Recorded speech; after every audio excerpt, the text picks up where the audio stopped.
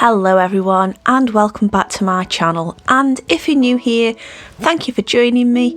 I'm Katie and boy, we've got a special one today. So I have the most adorable box of watercolour pencils here, and I was rummaging around on eBay just for interesting and quirky supplies when I happened across these. The seller told me that these pencils were from the 1930s, so they potentially could be 90 years old. And I thought, right, I need to try these. I really need to try these.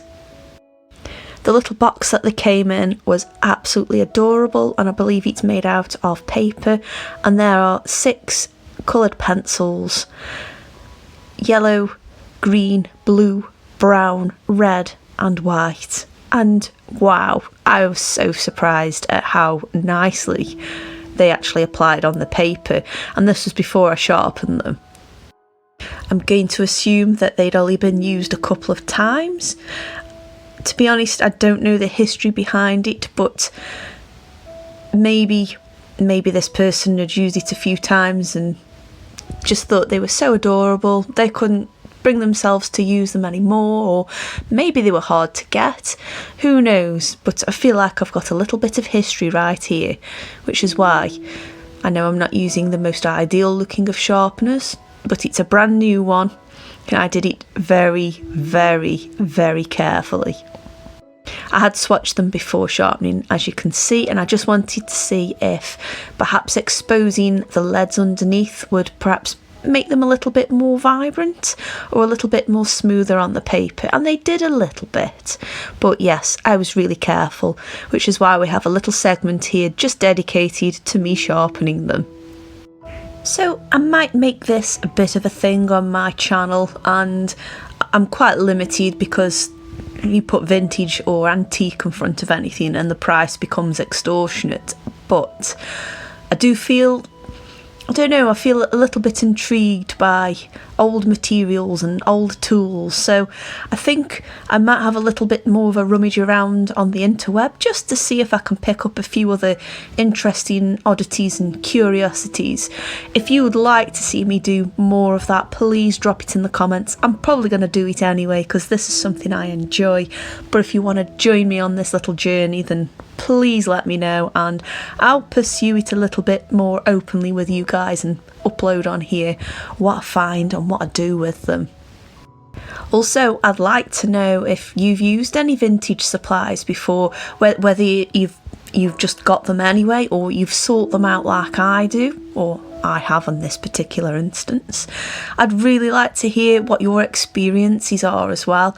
And I don't know, it's quite weird, like I mentioned earlier, it is like holding little bits of history in my hands. I mean, these have survived for a really long time, and then they've kind of ended up with me, but I will look after them. I'm not gonna use them like I would do all of my other materials. I'm just gonna keep them and collect them because it's just something I'm interested in. You know, all of the foundations on how we do art now is based on how people did art before us, so why not invest a little bit? Anyway, we're back on the swatching again. It's not all sharpening anymore. So I did find, just by removing a layer of goodness knows how many years of exposure, it did help to apply it a little bit easier.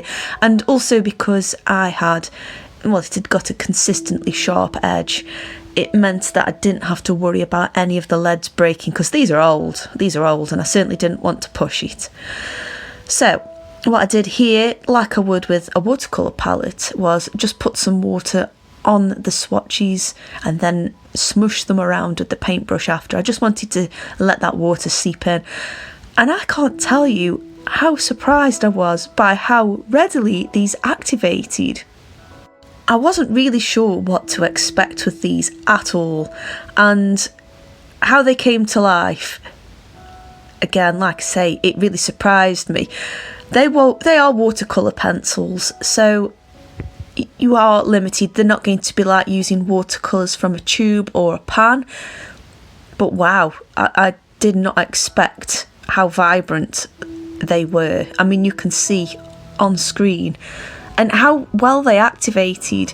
I've bought watercolour pencils in current time and they've not activated this well before. And granted, I haven't spent a lot of money on watercolour pencils. I have as well, but comparing them to cheaper sets, they were brilliant. Anyway, let's see what we can do with them. So I'd already very lightly sketched out an outline, and I'd done that with a coloured pencil beforehand because I didn't want to use anything that was going to interrupt with the colour. So I decided to draw it in a light blue so it would complement the colours that went down. And I wanted to see as well how I could work these.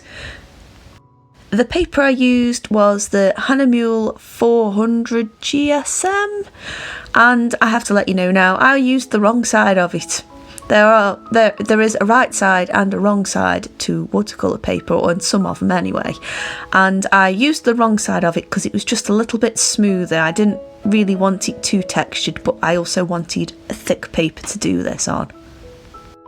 And of course, I'm quite limited with the colour palette here, but we've got the primary colours as well as a couple of extra ones, so that's not really going to stop me. It's just going to look a little bit saturated.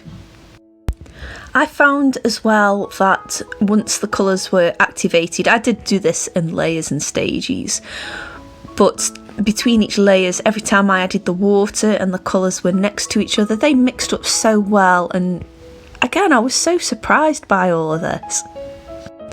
And working on the layers, again, the colours showed up really, really nicely.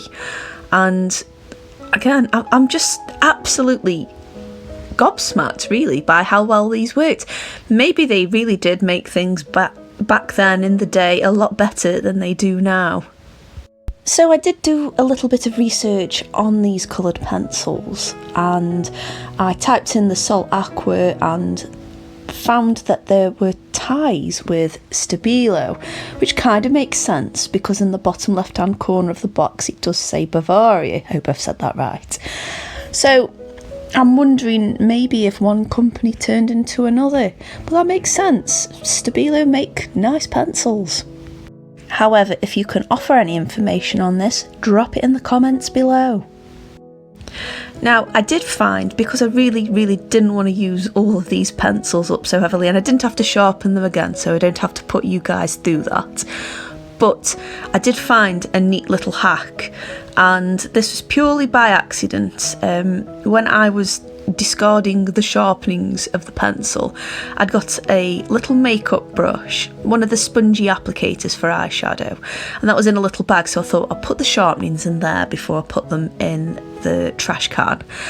And I actually wondered how it would work using this makeup applicator and using the water with it, and it worked really well. It's actually really effective for extending the colours and less streaky. Now, I'm not sure if this is going to work on as a watercolour technique anyway, but I did find this really useful, and again, it was completely by accident, but I'm really happy with how it worked out, especially on the hair areas as well, because I could carry that flow of the hair strands upwards rather than having to worry about water pooling on there, because I can get a little bit heavy-handed with the watercolours sometimes, and I do let the water pool on the paper, but it didn't happen. It worked really well.